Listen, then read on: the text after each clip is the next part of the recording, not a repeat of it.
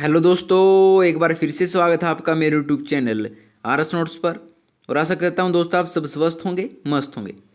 दोस्तों रीट सीरीज आपके लिए हम रोज़ लेके आ रहे हैं। हर एक वीडियो रोज़ आपके लिए लेके आ रहे हैं दोस्तों। गणित से हो, चाहे वो पर्यावरण अध्ययन से हो या मनोविज्ञान से हो, मोस्ट इंपॉर्टेंट जो है आपके लिए वीडियो हर रोज़ लेके आ रहे हैं। टॉपिक वाइज जो है आपको रीट की तैयारी करवा रहे हैं। तो आज का हमारा विषय है दोस्तों पर्यावरण अध्ययन। और पर्यावरण अध्ययन में आज का टॉपिक होगा दोस्तों सामाजिक बुराइयाँ। सामाजिक बुराइयाँ आज का हमारा टॉपिक है दोस्तों।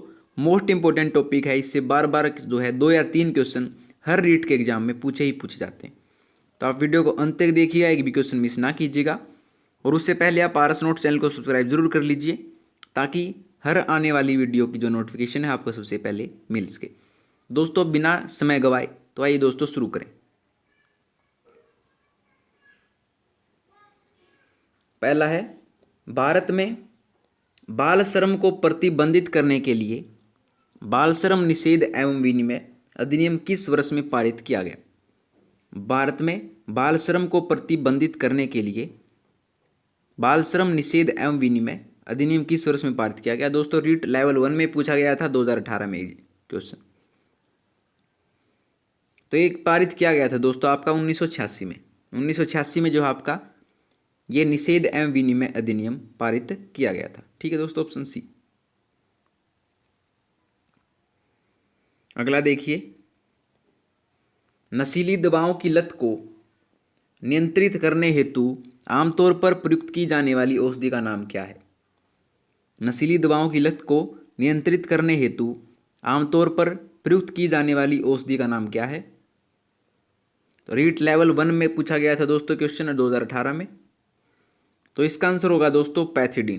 पैथिडीन जो है आपकी नशीली दवाओं की लत को नियंत्रित करने पर आमतौर पर प्रयुक्त की जाने वाली औषधि है दोस्तों। पैथिडीन इसका आंसर हो जाएगा, ऑप्शन 4। हर क्वेश्चन महत्वपूर्ण दोस्तों, बार बार रीट में पूछे गए क्वेश्चन है। अगला, भारत में लड़के व लड़कियों की विवाह योग्य न्यूनतम आयु कितनी है? भारत में लड़के व लड़कियों की विवाह योग्य न्यूनतम कानूनी आयु कितनी है? रीट में पूछा गया है दोस्तों, लेवल 1 में पूछा गया है 2011 में भी, और रीट लेवल 1 एग्जाम 2018 में पूछा गया है दोस्तों। तो लड़कों के लिए है 21 वर्ष और लड़कियों के लिए है उम्र ये 18 वर्ष। तो ऑप्शन पहला दोस्तों इसका आंसर हो जाएगा। ठीक है,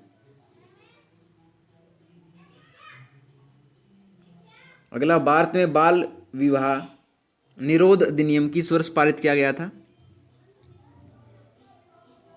भारत में बाल विवाह निरोध अधिनियम जो है किस वर्ष पारित किया गया था दोस्तों? क्या वो रीट लेवल 1 एग्जाम 2015 में पूछा गया था दोस्तों? ये जो क्वेश्चन है, ये भारत में बाल विवाह विरोध अधिनियम ये पारित किया गया था दोस्तों आपका 2006 में। ठीक है दोस्तों, ऑप्शन पहला इसका आंसर हो जाएगा। वही क्वेश्चन करवाएंगे दोस्तों जो बार बार पूछे गए हैं और आगे भी पूछे जा सकते हैं।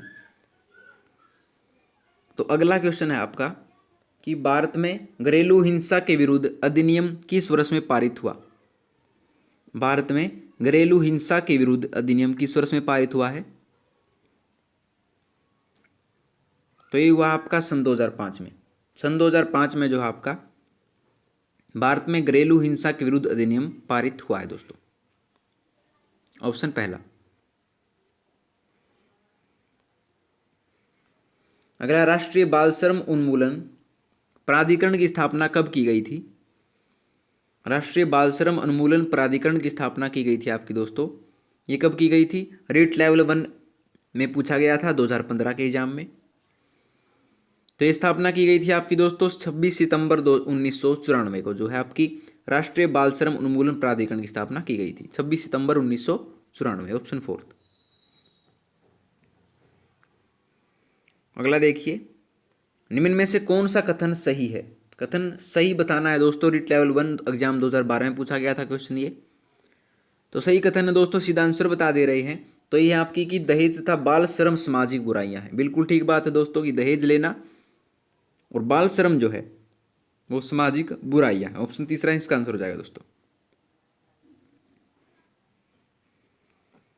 अगला, तंबाकू की आदत किससे होती है? तंबाकू की आदत किससे होती है? रेट लेवल 1 एग्जाम 2011 में पूछा गया था दोस्तों। तो तंबाकू की आदत है वो किससे होती है? कोकीन, कैफीन, निकोटीन या हिस्टामिन? तो ये होती है निकोटीन से। तंबाकू की जो आदत है वो आपकी निकोटीन से बनती है। ठीक है दोस्तों, ऑप्शन तीसरा। निम्नलिखित में से कौन सा कारक बाल श्रम उन्मूलन में निर्णायक सिद्ध हो सकता है? निम्नलिखित में से कौन सा कारक जो है आपका बाल श्रम उन्मूलन में निर्णायक सिद्ध हो सकता है? क्या वो ऊंची मजदूरी है, बेहतर काम की स्थिति है, प्राथमिक शिक्षा का सर्वसुलभीकरण है या उपरोक्त कोई नहीं? तो ये है दोस्तों आपका प्राथमिक शिक्षा का सर्वसुलभीकरण, यानी कि प्राथमिक शिक्षा सभी के लिए सुलभ उपलब्ध हो, उससे जो है आपका बाल श्रम उन्मूलन में ये निर्णायक सिद्ध हो सकता है, बाल श्रम को रोका जा सकता है। ऑप्शन तीसरा दोस्तों इसका आंसर हो जाएगा। अगला, बाल श्रमिकों की तादाद ज़्यादा है। बाल श्रमिकों की तादाद कहाँ ज़्यादा है? तो सबको पता होना चाहिए, तो ग्रामीण क्षेत्रों में जो है बाल श्रमिकों की तादाद सबसे ज़्यादा होती है दोस्तों, क्योंकि ग्रामीण क्षेत्रों में जो है वो शिक्षा का प्रचार इतना नहीं हो पाता है, जिससे बच्चे काम करने के लिए उनके परिवार का दबाव कह लीजिए या खुद से कह लीजिए, उन ग्रामीण क्षेत्रों में जो है बालक श्रम करने लग जाते हैं अपनी छोटी सी उम्र में।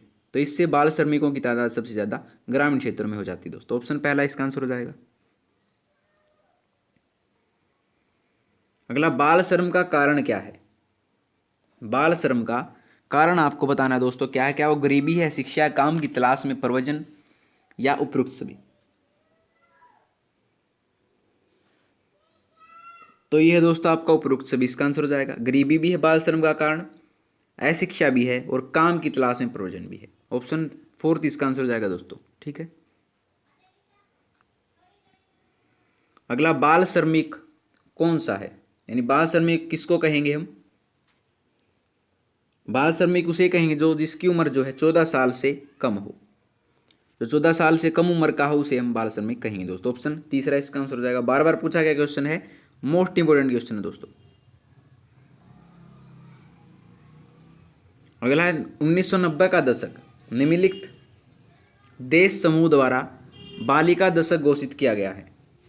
1990 का जो दशक है निम्नलिखित देश समूह द्वारा बालिका दशक घोषित किया गया है। किस देश द्वारा? यह है आपका सार्क देश जो है आपके, उनके द्वारा 1990 का दशक बालिका दशक घोषित किया गया है दोस्तों। ऑप्शन 4। अगला, यूनिसेफ द्वारा हर वर्ष बाल श्रम निरोध दिवस मनाया जाता है। बाल श्रम निरोध दिवस कब मनाया जाता है यूनिसेफ द्वारा? है हर साल। तो ये 12 जून को जो बनाया जाता है दोस्तों। बाल श्रम निरोध दिवस हर साल 12 जून को मनाया जाता है। ऑप्शन तीसरा। अगला, राष्ट्रीय बाल श्रम उन्मूलन प्राधिकरण की स्थापना की गई। राष्ट्रीय बाल श्रम उन्मूलन प्राधिकरण की स्थापना कब की गई है आपकी? तो ये की गई है आपकी 26 सितंबर 1994 को। 26 सितंबर 1994 को राष्ट्रीय बाल श्रम उन्मूलन प्राधिकरण की स्थापना आपकी की गई है दोस्तों। ऑप्शन पहला। अगला देखिए, किस उम्र तक के बच्चों को कारखाने आदि में काम करने पर लगाने पर प्रतिबंध है? किस उम्र तक के बच्चों को कारखाने आदि में काम पर लगाने पर प्रतिबंध है?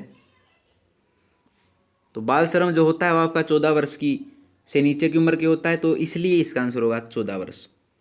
14 वर्ष की कम उम्र तक के बच्चों को कारखाने आदि में काम लगाने पर प्रतिबंध है दोस्तों। ठीक है, ऑप्शन दूसरा। अगला देखिए, बाल श्रम का प्रमुख कारण क्या है? बाल श्रम का प्रमुख कारण बताना है दोस्तों क्या है? क्या वह अशिक्षा है, शिक्षण सुविधाओं की अपर्याप्तता है, गरीबी है, अधिक जनसंख्या है? तो बाल श्रम का प्रमुख कारण है दोस्तों, श्रम क्यों किया जाता है? ताकि क्योंकि वहाँ पर गरीबी होती है, रोटी नहीं मिल पाती, तो इसीलिए इसका प्रमुख कारण गरीबी होगा दोस्तों। ऑप्शन तीसरा।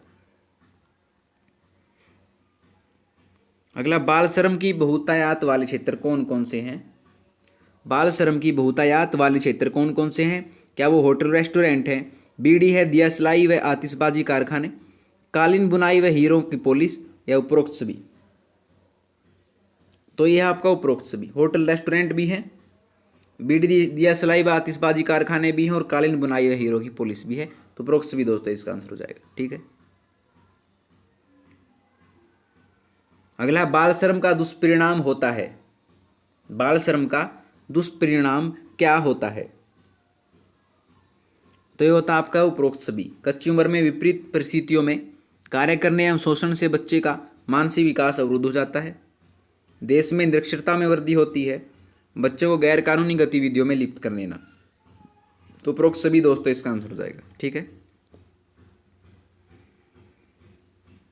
अगला है भारत में 6 से 14 वर्ष तक के बच्चों को निःशुल्क एवं अनिवार्य प्राथमिक शिक्षा प्राप्त करने को मौलिक अधिकार कब बनाया गया है?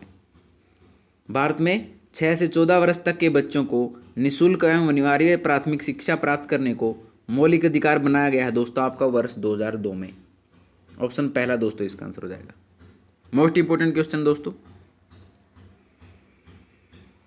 अगला क्वेश्चन देखिए, निःशुल्क एवं अनिवार्य प्राथमिक शिक्षा को मौलिक अधिकार बनाने वाला संविधान संशोधन अधिनियम कौन सा है? निःशुल्क एवं अनिवार्य प्राथमिक शिक्षा को मौलिक अधिकार बनाने वाला संविधान संशोधन अधिनियम कौन सा है? क्या वो 93वां है, 92वां है, 86वां है और 87वां है? तो इसका आंसर हो जाएगा दोस्तों, एग्जैक्ट आंसर है 86वां। निःशुल्क एवं अनिवार्य प्राथमिक शिक्षा को मौलिक अधिकार बनाने वाला संविधान संशोधन है आपका 86वां। ठीक है दोस्तों, ऑप्शन तीसरा। अगला, देश में बालकों को निःशुल्क एवं अनिवार्य शिक्षा का अधिकार अधिनियम कब प्रवर्तित हुआ? देश में बालकों को निःशुल्क एवं अनिवार्य शिक्षा का अधिकार अधिनियम ये हुआ था आपका 1 अप्रैल 2010 को दोस्तों। 1 अप्रैल 2010 को आपका देश में बालकों को निःशुल्क एवं अनिवार्य शिक्षा का अधिकार अधिनियम प्रवर्तित हुआ था दोस्तों। ऑप्शन दूसरा इसका आंसर हो जाएगा। ठीक है दोस्तों, अगला देखिए दोस्तों, अगला क्वेश्चन है 86वें संविधान संशोधन अधिनियम द्वारा भारतीय संविधान में कौन सा अनुच्छेद जोड़ा गया है? 86वें संविधान संशोधन अधिनियम द्वारा जो है भारतीय संविधान में कौन सा अनुच्छेद जोड़ा गया है? तो ये जोड़ा गया आपका अनुच्छेद 21 क एवं अनुच्छेद 51 का क्लोज टै दोनों दी। ठीक है दोस्तों, ऑप्शन 4। अगला देखिए, अगला है भारत में कारखाना कानून 1948 के तहत किस आयु से कम उम्र वाले बच्चों को बालक की श्रेणी में रखा गया है? भारत में कारखाना कानून 1948 के तहत किस आयु से कम उम्र वाले बच्चों को बालक की श्रेणी में रखा गया है? तो यह है 15 वर्ष। ऑप्शन दूसरा दोस्तों। ठीक है, अगला देखिए, भारत में बाल श्रम को प्रतिबंधित करने हेतु बाल श्रम प्रतिषेध एवं विनियमन अधिनियम कब बनाया गया? भारत में बाल श्रम को प्रतिबंधित करने हेतु बाल श्रम प्रतिषेध एवं विनियमन अधिनियम कब बनाया गया है? तो ये बनाया गया है दोस्तों आपका 1986 में। ऑप्शन 4 थी दोस्तों इसका आंसर हो जाएगा। ठीक है,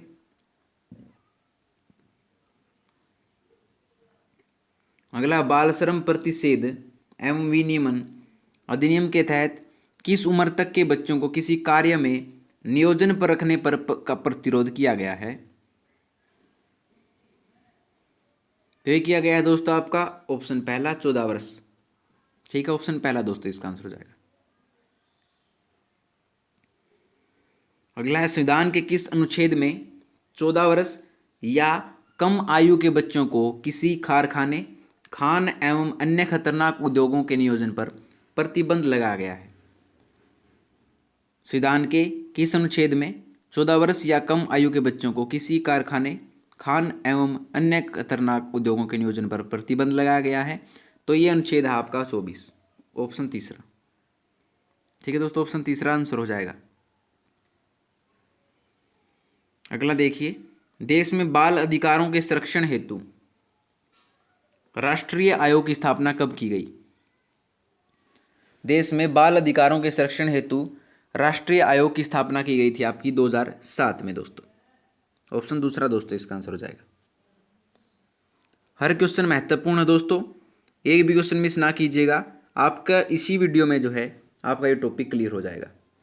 अगला, राजस्थान में सर्वाधिक संख्या में बाल विवाह किस दिन संपन्न होते हैं? राजस्थान में सर्वाधिक संख्या में बाल विवाह किस दिन संपन्न होते हैं? तो ये होते हैं आपके अक्षय तृतीया को। अक्षय तृतीया को जो है राजस्थान में सर्वाधिक संख्या में बाल विवाह संपन्न होते हैं दोस्तों, ऑप्शन 4। अगला देखिए, बाल विवाह अधिकतर समाज के किस वर्ग में प्रचलित हैं? बाल विवाह जो होते हैं वो अधिकतर समाज के किस वर्ग में प्रचलित हैं? तो बाल विवाह जो आपके क्या है वो पिछड़े एवं निम्न वर्ग में है, ग्रामीण अशिक्षित कृषक समुदाय में है, उक्त एक व दोनों में है, उपरोक्त सभी वर्गों में है। तो इसका आंसर क्या हो जाएगा दोस्तों? तो ये आपका ऑप्शन तीसरा, उपरोक्त एक व दो दोनों में, पिछड़े व निम्न वर्ग में, ग्रामीण अशिक्षित व कृषक समुदाय में। तो ऑप्शन तीसरा दोस्तों इसका आंसर हो जाएगा। ठीक है, अगला बाल विवाह का दुष्परिणाम है। बाल विवाह का दुष्परिणाम क्या है दोस्तों? बाल विवाह का दुष्परिणाम है कि बालिकाओं के मानसिक एवं शारीरिक विकास का अवरुद्ध हो जाना, बिल्कुल ठीक है। माँ एवं बच्चों में कुपोषण, बिल्कुल ठीक है। और जनसंख्या वृद्धि में, बिल्कुल ठीक है। उपरोक्त सभी दोस्तों इसका आंसर हो जाएगा। उपरोक्त सभी में जो है बाल विवाह का दुष्परिणाम है। ठीक है दोस्तों, अगला बाल विवाह को समाप्त करने का सर्वाधिक उपयुक्त उपाय है। बाल विवाह को समाप्त करने का सर्वाधिक उपयुक्त उपाय कौन सा है? तो ये आपका शिक्षा का व्यापक प्रसार। जब शिक्षा का व्यापक प्रसार होगा दोस्तों तो उसमें बाल विवाह को समाप्त करने का वो सर्वाधिक उपयुक्त उपाय होगा, जिससे बच्चों को या उनके माता पिता को शिक्षा से ये पता चलेगा कि जो बाल विवाह है वो कितना खतरनाक है। ऑप्शन पहला दोस्तों इसका आंसर हो जाएगा।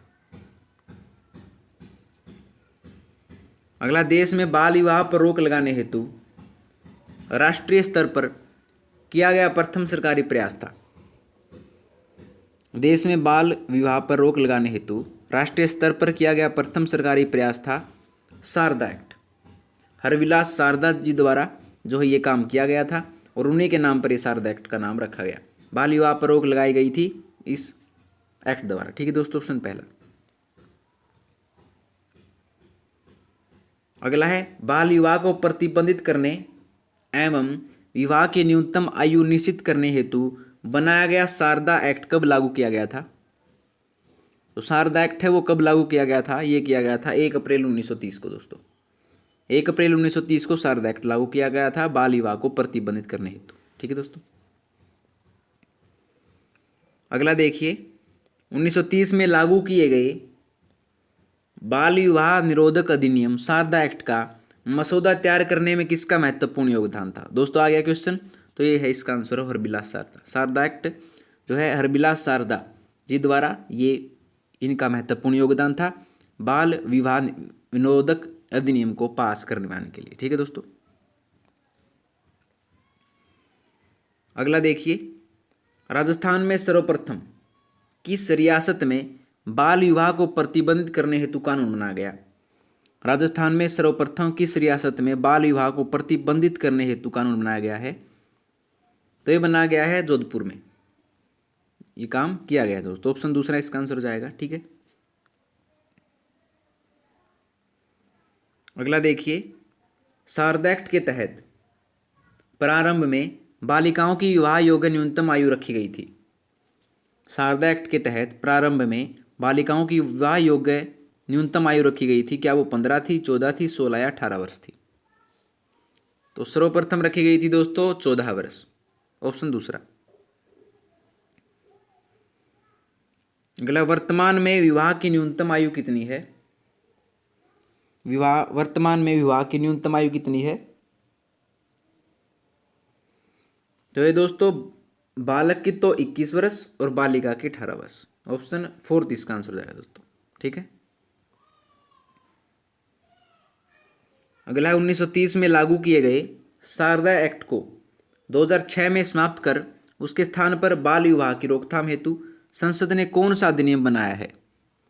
1930 में लागू किए गए शारदा एक्ट को 2006 में समाप्त कर उसके स्थान पर बाल विवाह की रोकथाम हेतु संसद ने कौन सा अधिनियम बनाया है? तो ये बनाया है दोस्तों बाल विवाह निरोध अधिनियम 2006। ऑप्शन दूसरा आंसर हो जाएगा दोस्तों इसका। अगला देखिए, 2006 में बनाए गए नए बाल विवाह निरोध अधिनियम के तहत किस आयु से कम की बालिका की शादी करने को दंडनीय अपराध घोषित किया गया है? 2006 में बनाए गए नए बाल विवाह निरोध अधिनियम के तहत किस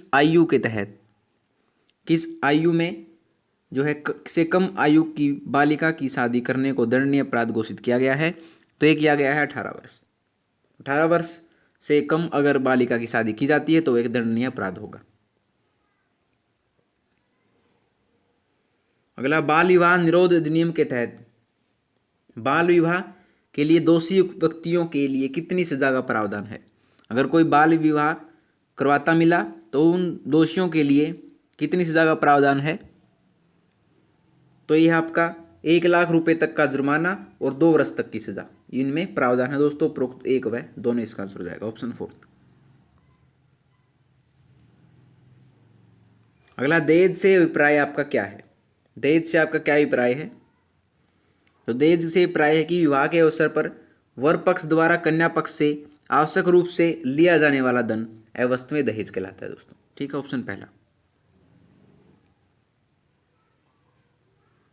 अगला, दहेज प्रथा पर प्रतिबंध लगाने हेतु देश में दहेज निरोधक अधिनियम कब लागू किया गया? दहेज प्रथा पर प्रतिबंध लगाने हेतु देश में दहेज निरोधक अधिनियम लागू किया गया था आपका 20 मई 1961 को। ठीक है दोस्तों, ऑप्शन तीसरा दोस्तों इसका आंसर हो जाएगा। अगला, समाज में अवैध दवाओं के उपयोग को बढ़ाने के लिए मुख्य रूप से निम्न दोषी है? समाज में अवैध दवाओं के उपयोग को बढ़ाने के लिए मुख्य रूप से दवाओं का अवैध व्यापार करने वाले दोषी हैं दोस्तों। ऑप्शन दूसरा इसका आंसर हो जाएगा। जो दवाओं का अवैध व्यापार करते हैं वो अवैध दवाओं के उपयोग को बढ़ाने के लिए मुख्य रूप से दोषी हैं। ऑप्शन दूसरा दोस्तों। अगला है, जिन्हें नशीली दवाओं की लत लग जाती है उनके पुनर्वास के निम्नलिखित देय हैं। जिनको जो है नशीली दवाओं की लत लग जाती है तो उनके लिए पुनर्वास के निम्नलिखित कौन कौन से देय हैं? ये उन्हें शिक्षा और नौकरी संबंधी पारिवारिक और सामाजिक भूमिकाओं की निर्वाह में सहायता करना, पूरी तरह से परहेज करना, आत्मविश्वास और आत्मनियंत्रण बढ़ाना। तो उपरोक्त भी दोस्तों इसका आंसर हो जाएगा। ठीक है, अगला है, मादक पदार्थों के आदी व्यक्ति से इनकी लत छुड़ाने हेतु निम्न में से कौन सा कार्य करना चाहिए? मादक पदार्थों के आदी व्यक्ति से इनकी लत छुड़ाने हेतु निम्न में से कौन सा कार्य कराना चाहिए? तो ये कराना चाहिए, इनके दुष्परिणामों के बारे में व्यापक जानकारी देनी चाहिए, डॉक्टरों की सहायता लेनी चाहिए, उनके पुनर्वास की व्यवस्था करनी चाहिए। तो उपरोक्त सभी दोस्तों इसका आंसर हो जाएगा। ठीक है, अगर राष्ट्रीय नारकोटिक्स ब्यूरो कहाँ स्थित है? राष्ट्रीय नारकोटिक्स ब्यूरो कहाँ स्थित है? तो ये आपका नई दिल्ली में दोस्तों। राष्ट्रीय नारकोटिक्स ब्यूरो आपका नई दिल्ली में दोस्तों। ठीक है, अगला, मादक पदार्थों में शामिल है। मादक पदार्थ में कौन कौन से शामिल हैं? तो ये हैं दोस्तों आपके अफीम, गांजा में भांग, चरस, हशीश, हेरोइन, कोकीन में LSD। उपरोक्त सभी दोस्तों इसका आंसर हो जाएगा। ठीक है,